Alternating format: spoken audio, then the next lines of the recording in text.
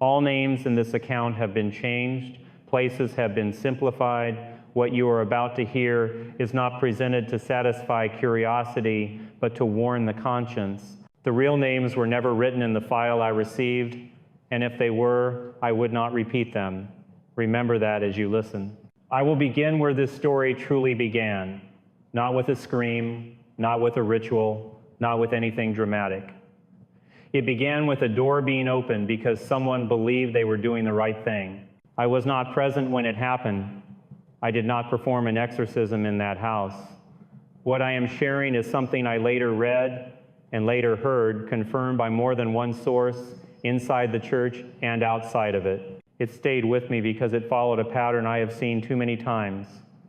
Evil rarely announces itself. It waits for permission. The call came in just before dawn. A deputy from a rural county in Ohio was finishing paperwork when the dispatcher patched through a whispering voice. Not crying, not panicked, calm in a way that unsettled everyone who later heard the recording. The voice said there had been an accident, a family accident. The address was a modest home on a gravel road outside a farming town. The caller did not ask for an ambulance. He only said they should come quickly. When officers arrived, they found the front door unlocked. No broken windows, no forced entry. The house smelled of iron and old wood. Every light inside was on, as if someone had been afraid of the dark and turned them all on at once. They found the father first. His body was in the living room, positioned against the wall beneath a wooden cross. There were no defensive wounds. His skull had been crushed, but there was nothing nearby that could have done it. No bat, no tool, no blood spatter that suggested a struggle across the room. It looked as though his head had been struck repeatedly against the wall itself. The mother was found in the dining area. She was kneeling. Her hands were folded. Her neck was broken cleanly, the way it breaks when too much force is applied at exactly the wrong angle. Her face was peaceful. That detail appears again and again in the reports. Peaceful. As if she had accepted something at the very end. The third body belonged to a man who was not part of the family. He had once been a minister. He no longer was. His eyes were gone, removed by fingers, not instruments. The coroner noted that in a dry sentence, as if trying not to imagine how it was done. Upstairs in a bedroom painted pale blue, they found a teenage girl suspended from a torn bedsheet. The knot was badly tied. The sheet had been cut, not torn, and it had snapped before her neck did. She was still alive when they found her, though barely. She would not survive the week. The only person not found among the dead was the youngest child, a boy. He was discovered hiding in a crawl space beneath the stairs. His arms were wrapped around his knees so tightly that officers had to pry his fingers loose. He did not speak. Not then, not for a very long time afterward. On the living room wall, written in what forensic reports identified as human blood, was a single word, not a sentence, not a symbol, a name, Valakor. At first, law enforcement treated the scene as a domestic homicide. That is what it resembled, a violent man, a religious obsession, a tragedy escalated beyond control. Those conclusions were reasonable. They were also incomplete. What troubled investigators were the details that did not fit, the angles of impact, the absence of weapons, the way the former minister's body had been moved after death without leaving drag marks, and most of all, the writings found throughout the house. Every room contained handwritten prayers. Some were taped to mirrors. Some were folded and placed beneath furniture. Others were written directly on the walls in neat, careful script. The words were familiar. Passages from Scripture, traditional prayers, but when theologians were later asked to review them, they noticed something subtle and disturbing. The words were arranged correctly, grammatically sound, perfectly spelled, but the meaning was inverted. Requests for mercy had been turned into declarations of judgment. Pleas for forgiveness had been rewritten as demands for punishment. The structure of prayer remained intact, but the intention had been reversed, as though the speaker were addressing something that listened but did not forgive. The family, neighbors said, had been deeply religious, church-going, quiet. The father worked with his hands. The mother taught children. There had been reports of domestic issues in the past, but nothing that had resulted in charges. People described the father as strict. They described the mother as devout. They described the daughter as withdrawn, and they described the boy as gentle. No one described the house as strange. No one described it as haunted. No one reported noises or shadows or anything out of the ordinary. That is important, because in the cases I have seen, true infestation does not begin with phenomena. It begins with permission, not spoken aloud, not formal. Permission granted by habit, by repetition, by justification. Years before the death, the father had attended a series of prayer meetings in another state. The group no longer exists. Officially, it never did. They believed that God could be compelled to act if prayer was offered with enough intensity, enough suffering, enough sacrifice. Pain was not something to be avoided. Pain was leverage. That belief stayed with him. In the home, prayer became routine, mandatory, punitive. Each failure was met with kneeling. Each disagreement ended with scripture recited through clenched teeth. The mother complied. The children learned silence. The daughter began writing things down. At first, verses, then prayers, then alterations. She did not invent them. She rearranged them. She copied what she heard and made it precise. Her teachers thought she was journaling. Her parents thought she was becoming more faithful. What no one realized was that something was listening. The name Valakor did not appear in any recognized demonological index available to the local diocese. That alone does not mean much. Names change, masks are worn. What matters is not the label, but the function. According to the notes I later read, Valakor did not command. It echoed. It did not tempt directly. It reflected what was already there, magnified and sharpened. It fed on certainty, especially the certainty that one was righteous. By the time the unauthorized ritual took place in that house, the door was already wide open. No bell rang. No thunder sounded. The people involved believed they were cleansing something. In truth, they were formalizing an invitation that had been extended for years. The boy survived because he refused to participate. When ordered to pray, he closed his mouth. When told to kneel, he curled inward instead. That refusal, small as it seems, mattered.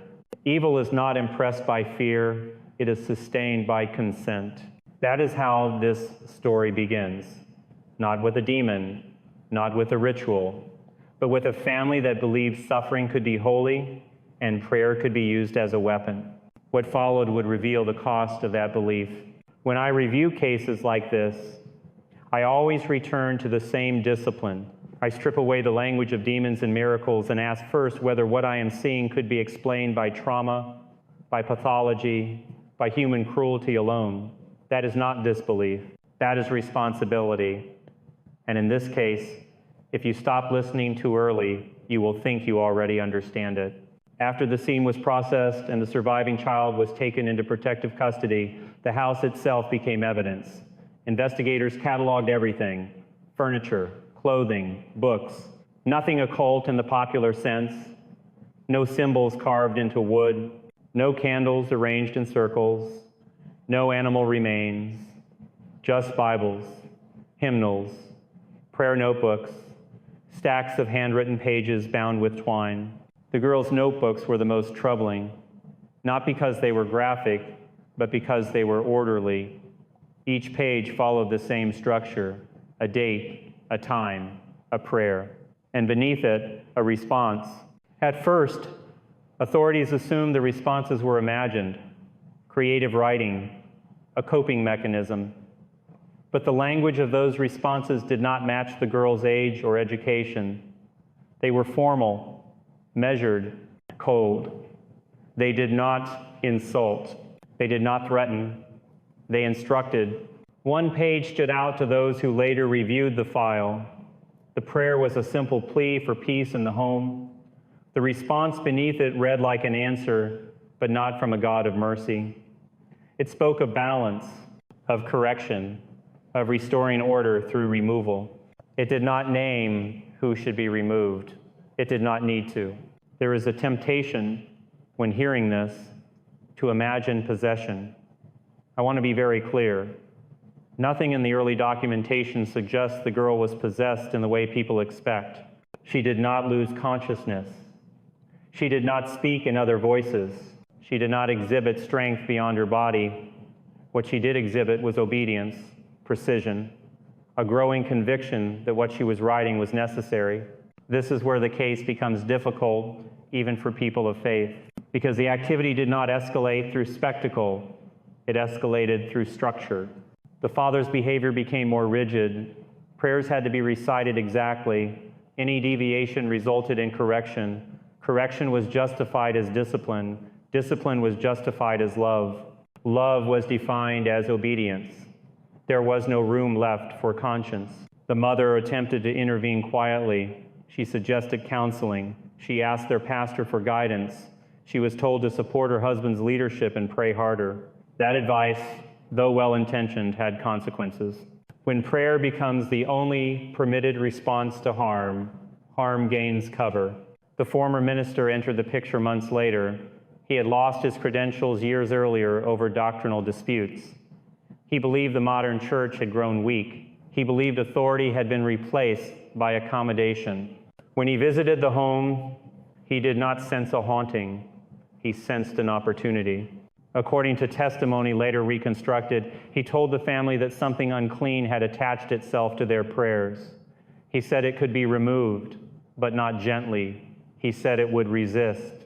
He said suffering was evidence that the process was working. Those are dangerous words. No permission was sought from any diocese. No evaluation was conducted. No medical assessment was requested. What occurred was not an exorcism. It was an assertion of control dressed in religious language. The night it happened, the house was prepared like a chapel. Furniture pushed aside, candles lit, scripture read aloud, but only the passages chosen by the father and the minister. The daughter was placed at the center, not because she was believed to be the source, but because she had become the focal point. The boy was told to kneel. He refused. That refusal angered the father more than anything else. Witnesses would later say his voice rose, not in fear, but in offense, as though a command had been disobeyed by something that had no right to disobey. This is where accounts diverge slightly, depending on who recorded them. But certain elements remain consistent. The air in the room grew heavy, not cold, heavy. Breathing became difficult. The candles did not flicker. They burned steadily, unnaturally so. The daughter began to speak, but not loudly. She spoke as though reading from memory.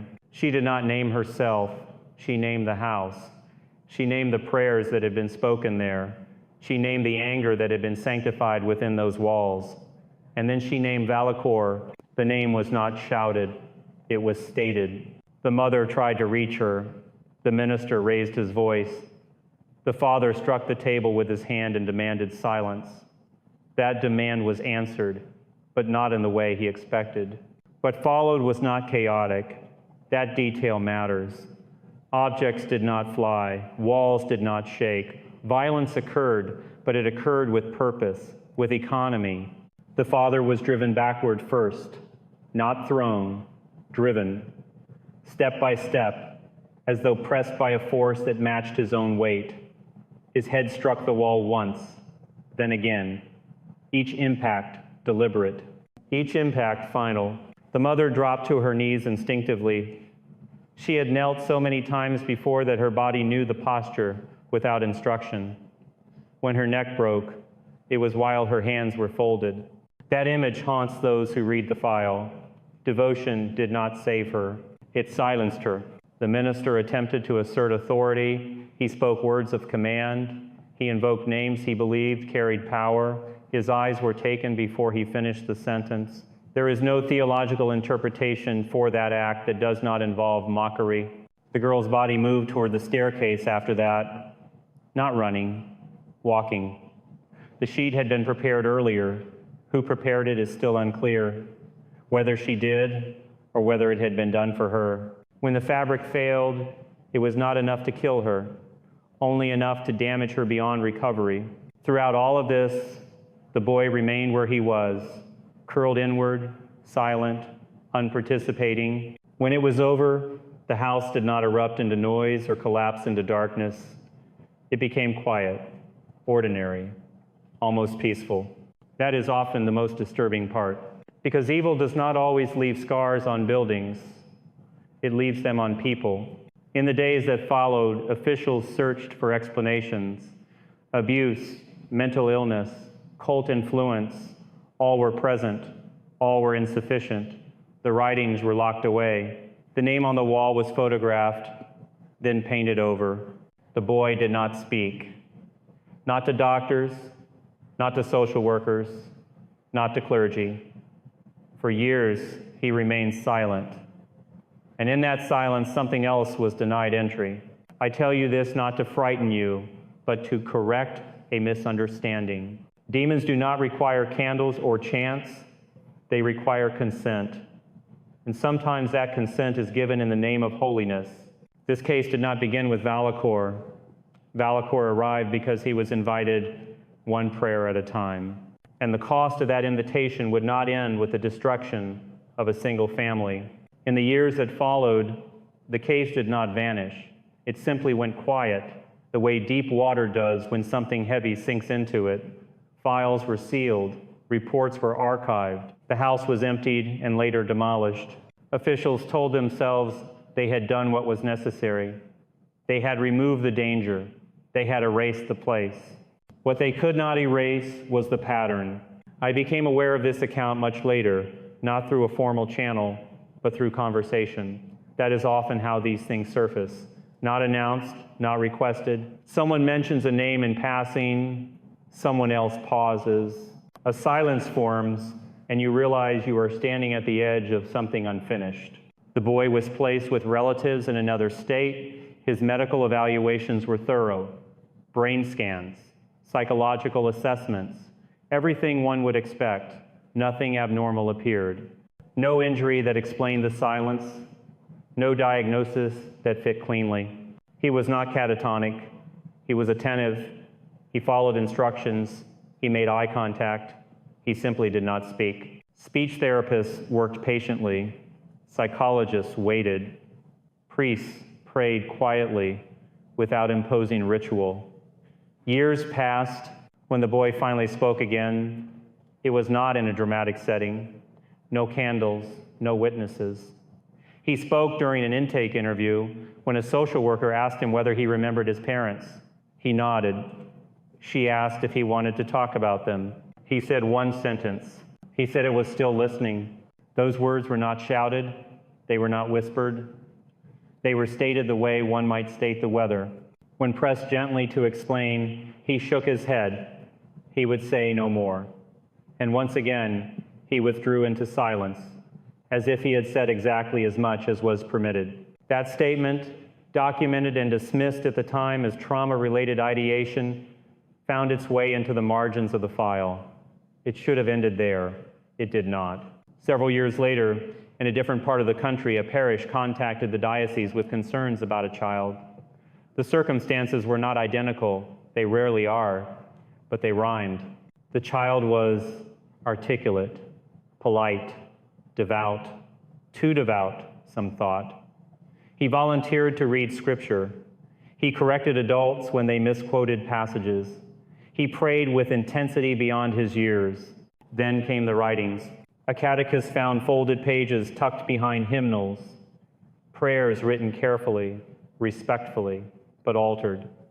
The same inversion of intent, the same calm, precision. And at the bottom of one page, a name, the same name. At first, this was assumed to be coincidence. Children absorb stories, names circulate.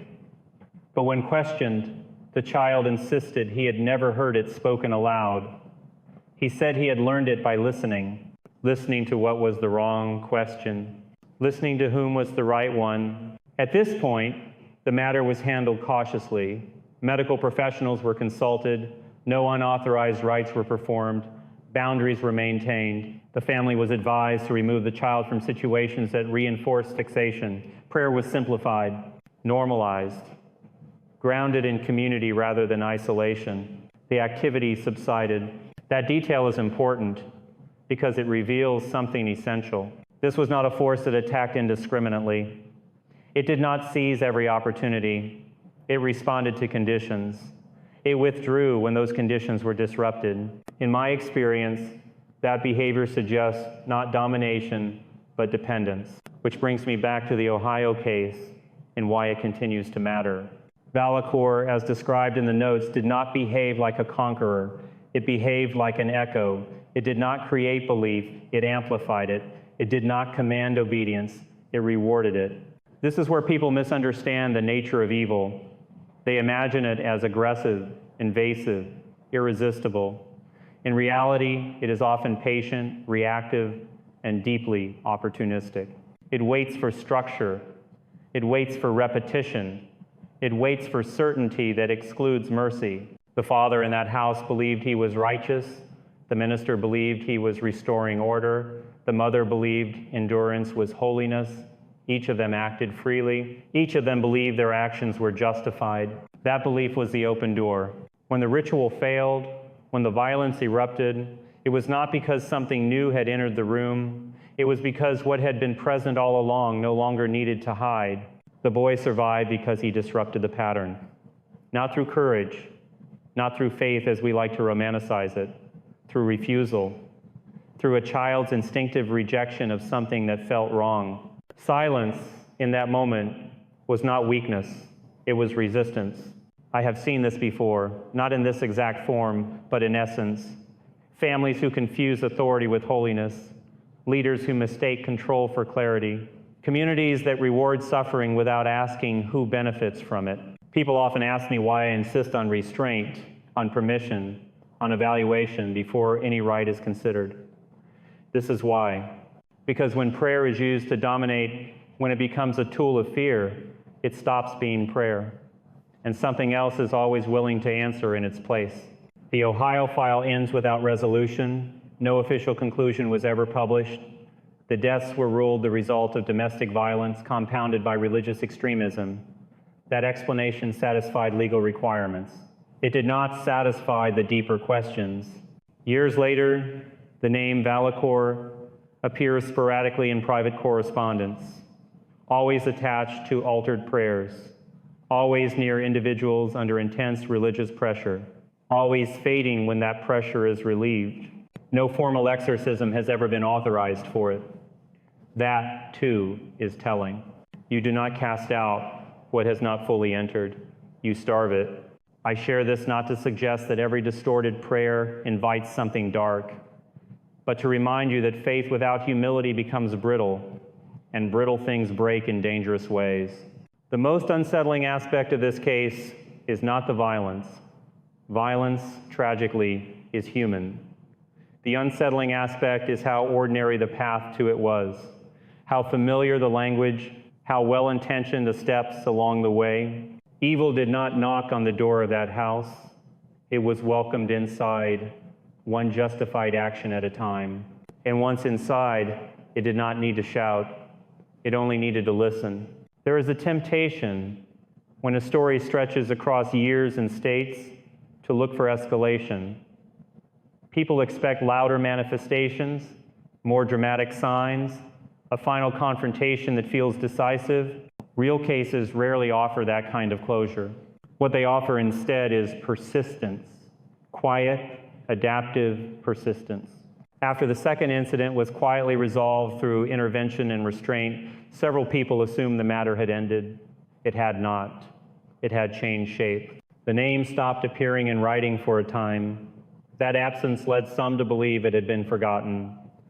But absence is not always evidence of retreat. Sometimes it is evidence of learning. What drew my attention back to the file was not another tragedy, but a pattern in correspondence. Over the span of several years, priests in different dioceses reported parishioners who expressed a similar confusion. They spoke of prayer that no longer felt like communication, but like obligation. They described an increasing need for precision, as if one wrong word would bring consequences. They feared silence, not because they doubted God, but because silence felt watched. None of these individuals were violent, none were dangerous, most were deeply sincere. That sincerity is what made the pattern difficult to see. In several cases, spiritual direction corrected the course. When prayer was simplified, when mercy was emphasized over judgment, the anxiety eased. In a few cases, however, the fixation deepened. Those were the ones that concerned me. One particular account stands out. A man in his late 40s requested a meeting, not because he believed himself afflicted, but because he feared what his prayers were becoming. He described waking at night with sentences forming in his mind, sentences that sounded like prayers but felt wrong. He said they were not intrusive thoughts in the clinical sense. They did not arrive unbidden. They arrived after prayer. As if in response, he brought pages with him. He had written them down out of fear that if he did not, he would forget them and something would be lost. The language was familiar, not copied, but patterned. Structured inversion, calm authority, and a single line repeated at the bottom of several pages. The name was there. When I asked him where he had heard it, he hesitated. He said he did not think he had. Then he corrected himself. He said it might have come from something he read once, years ago. He could not remember where. That answer mattered more than he knew. Memory is not required for influence. Exposure is. I advised him to stop writing immediately, to destroy the pages, to return to simple prayer spoken aloud in community without analysis. I instructed him to focus not on perfection, but on humility, on accepting interruption, on resisting the urge to refine. He followed those instructions exactly. The thoughts faded. That outcome reinforced something I had already come to believe. Whatever Valacor was described as being, it did not survive friction. It thrived in isolation, in certainty, in closed systems where one voice answered another without challenge. This aligns with something ancient and easily forgotten. Evil does not flourish where it is questioned. It flourishes where it is obeyed without reflection. The Ohio case reached its final documented moment many years after the house was destroyed. The boy, now an adult, requested access to his file. That request was granted with restrictions. He read everything. The reports, the transcripts, the photographs. He did not react visibly. At the end of the review, he asked one question. He asked whether the writings were still stored anywhere. He was told they were sealed in diocesan archives. He said they should remain sealed. When asked why, he paused. Then he said that some things weaken when they are remembered incorrectly. He said repetition, even in warning, can sometimes serve the wrong purpose. He did not elaborate. That man lives quietly now. He does not speak publicly. He does not involve himself in religious debates. He attends Mass occasionally. He leaves early. He prays simply. That, too, matters. Because this story is not about a demon that seeks worship. It is about something that seeks function, something that exists only when allowed to operate within a certain framework. Remove the framework, and it has nothing to act upon. People often ask me why names matter, why we are cautious about repeating them. This is why. Names focus attention. Attention invites curiosity.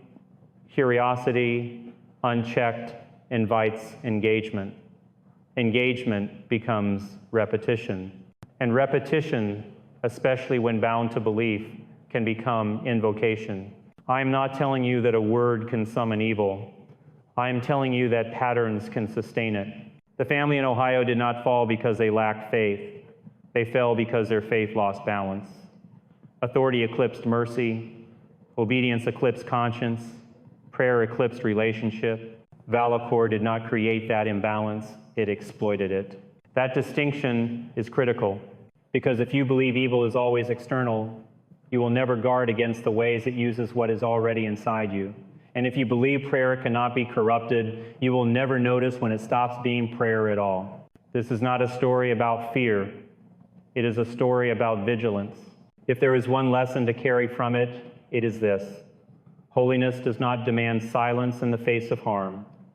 God does not require precision born of terror, and any voice that answers prayer by demanding suffering should be questioned, not obeyed. What happened in that house did not need fire or spectacle. It needed certainty without compassion, and that is why it could happen anywhere. Before I conclude this account, there is one more layer that must be addressed, because without it, the story risks becoming abstract, and abstraction is comforting. It allows distance.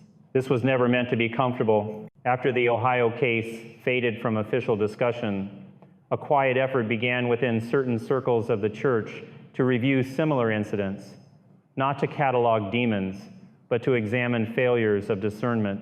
What emerged was not a list of names, but a map of conditions. Repeated elements that, when aligned, created vulnerability. Isolation was always present.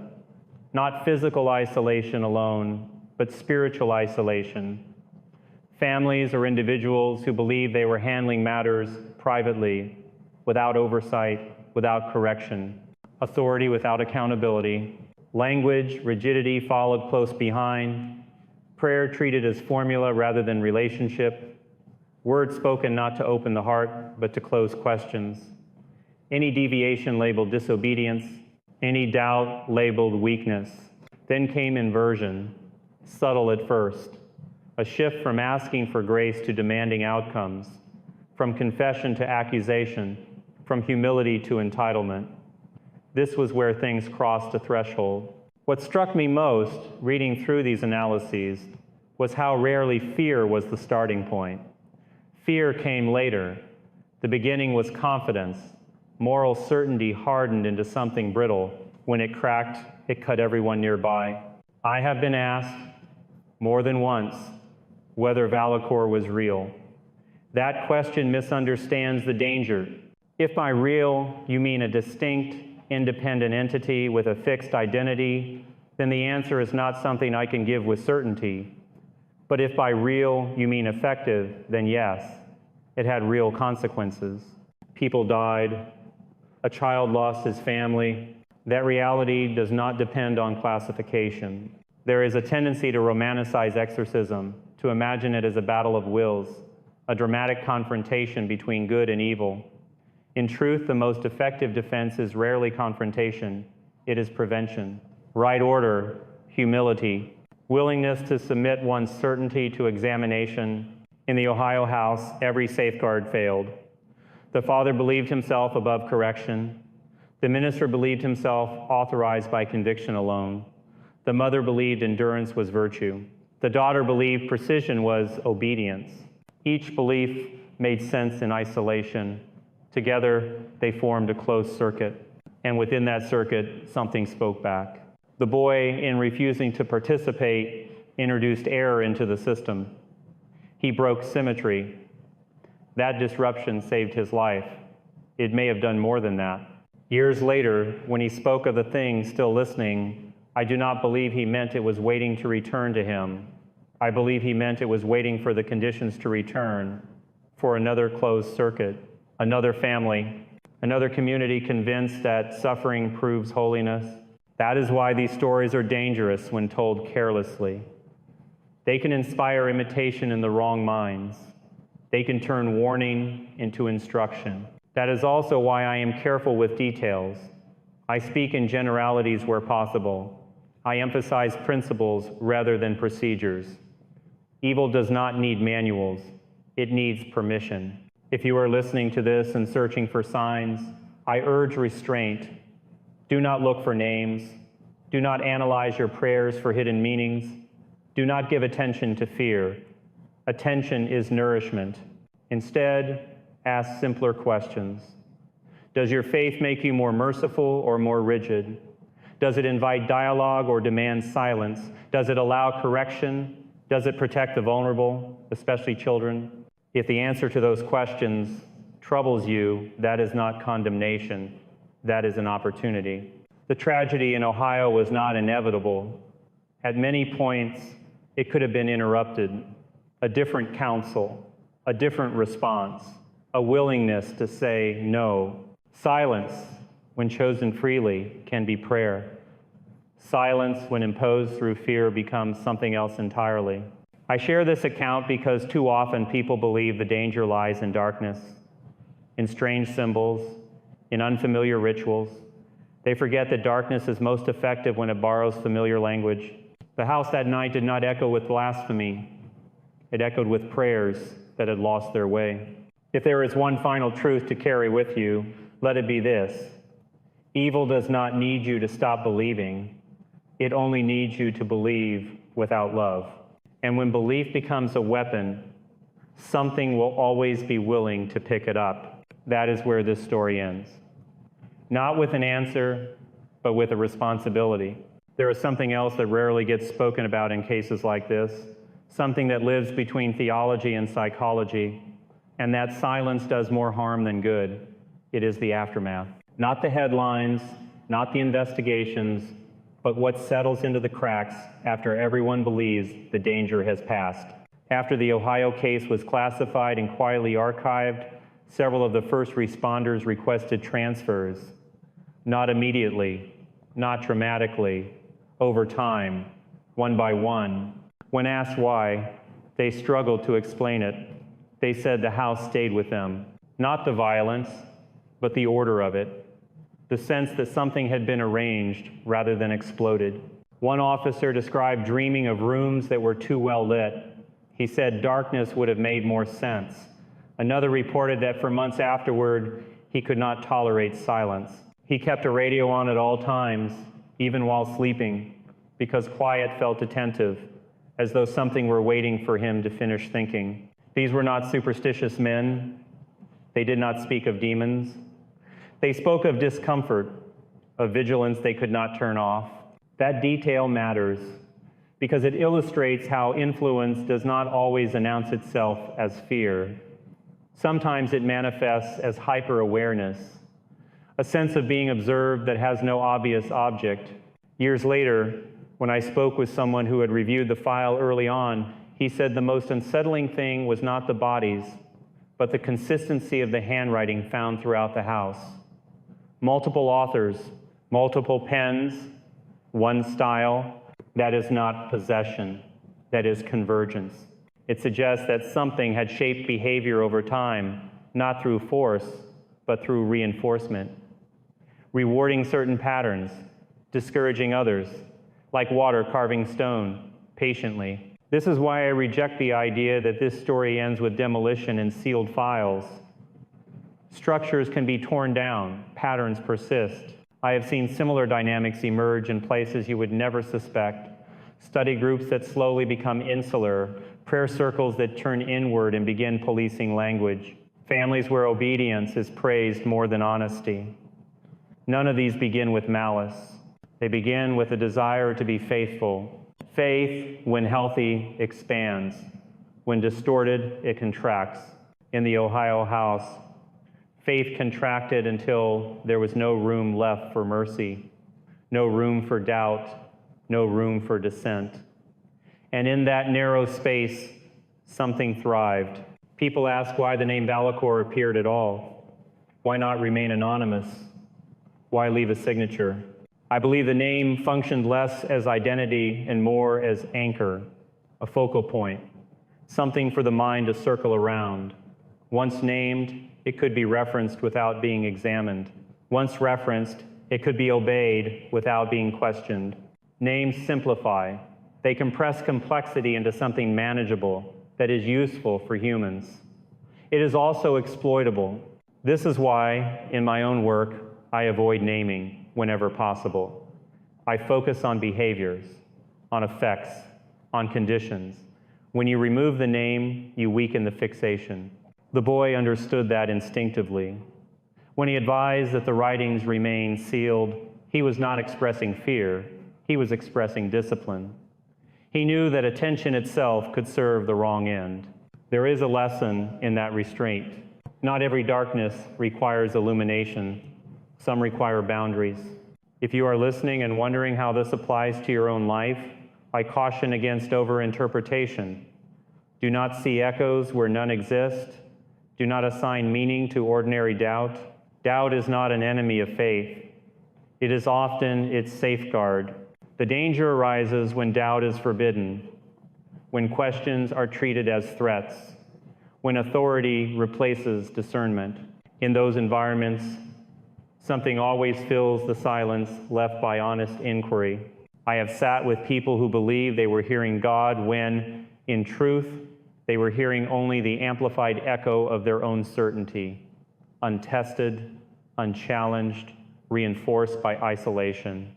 That is not demonic in origin, but it can become destructive in effect. The Ohio case forces us to confront an uncomfortable truth. The line between devotion and domination is not always obvious from the inside. It is often only visible in retrospect after damage has been done. That is why humility is not optional. It is not a virtue to be admired. It is a safeguard to be practiced.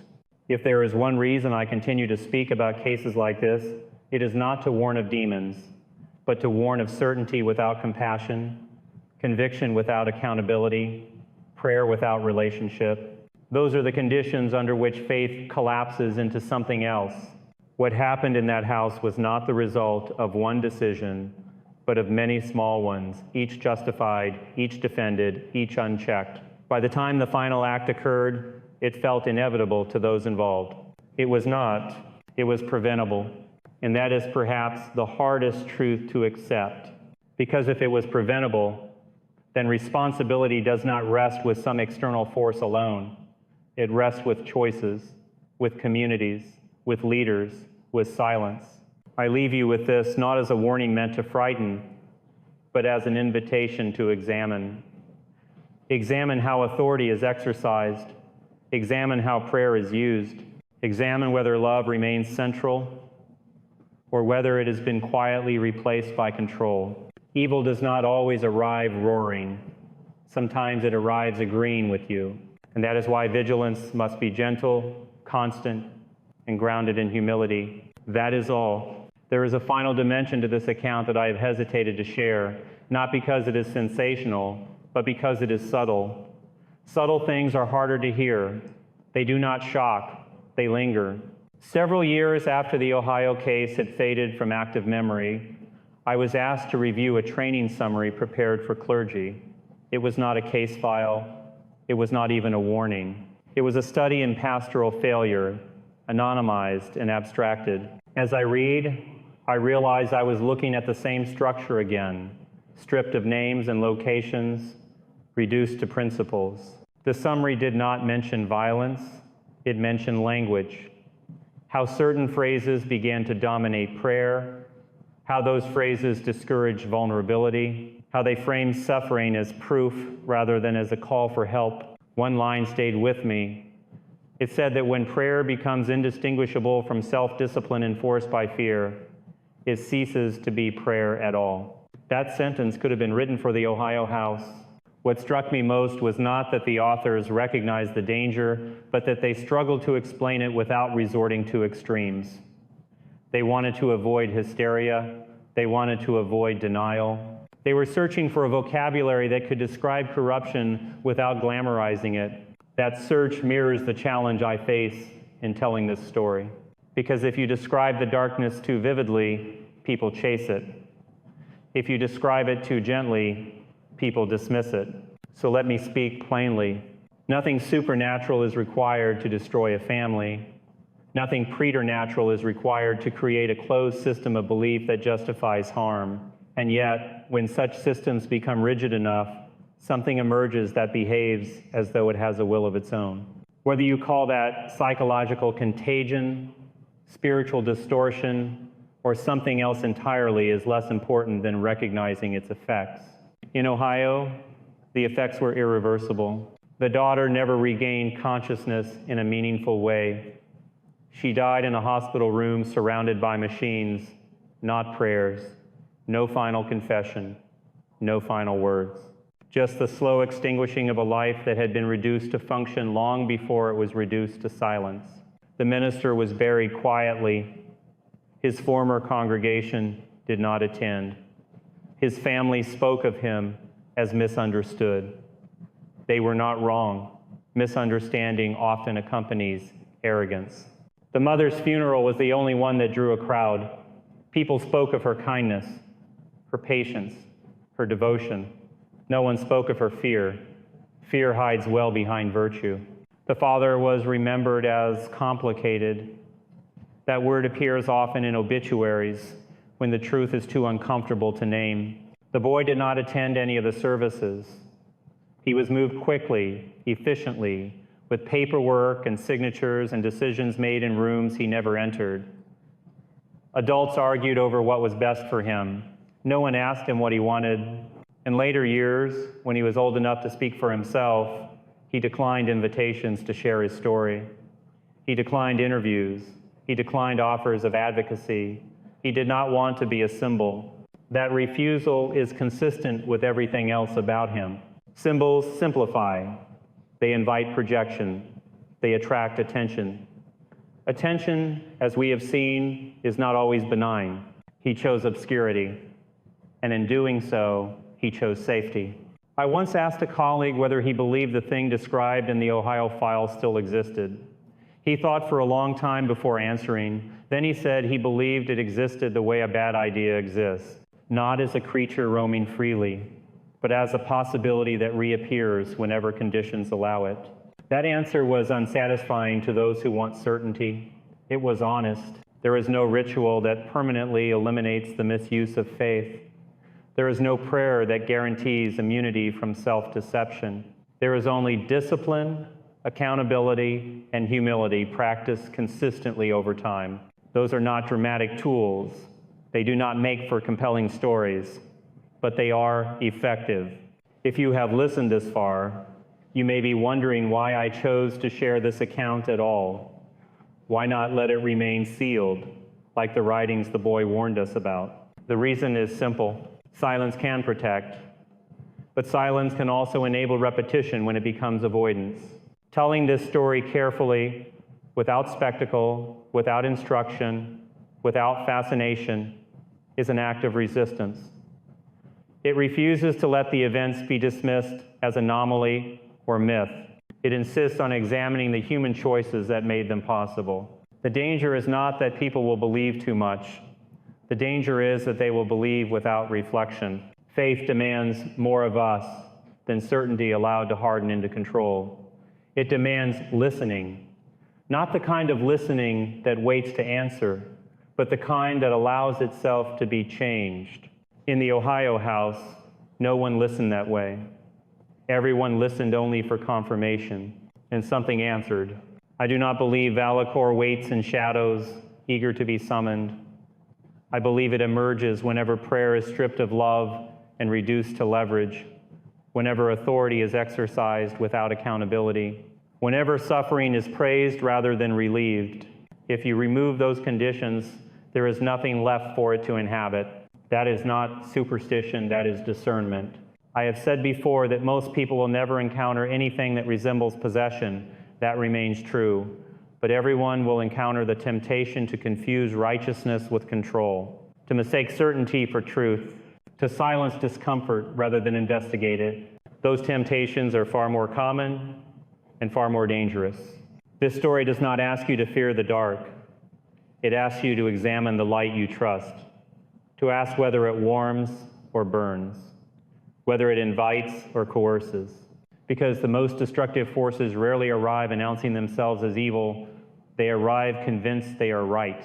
And when that conviction is never questioned, never softened, never interrupted, it becomes something that no prayer should ever answer. That is where I will end this account, not with a warning meant to frighten, but with a reminder meant to steady. Faith, when healthy, leaves room for mercy, always. Where mercy is absent, something else will always try to fill the space.